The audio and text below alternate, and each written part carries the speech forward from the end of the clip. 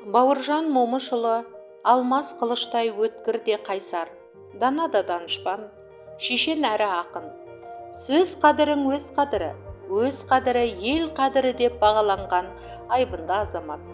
Осынау дара тұлғаның бүкіл саналы ғұмыры, ғибаратқа толы істері, жүріс-тұрысы, сөйлеген сөздері, терең мағыналы ойлары әркімнің көкейінде.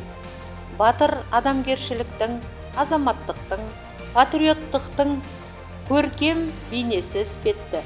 Батыр атамыз Бауыржан Момышұлы жеке басы ойшылдылығымен, отаншылдығымен, ұлтжандылығымен, қаһармандылығымен, дарындылығымен, жоғары адамгершілік қасиеттерімен елеулі. Бауыржандай алыбымызды ардақтай білейік. Ұлтымызға ұран болған ұлы тұлғамызды ұлықтай білейік.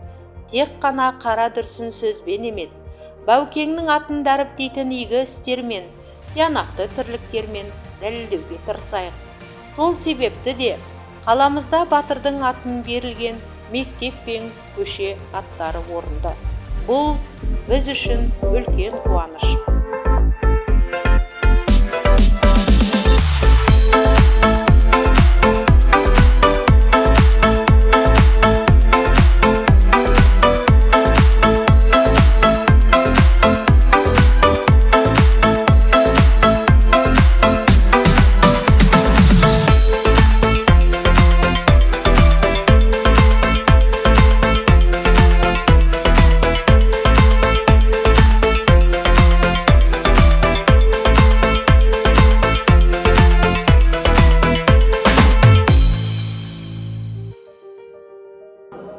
Бауыржан Момышұлы атындағы мектеп-лицейіне қош келіпсіздер.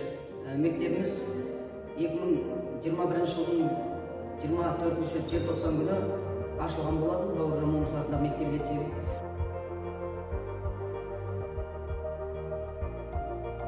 Мектебіміздің табалдырығын аттаған әрбір оқушы батыр бабамыздың рухынан тәрбие алады.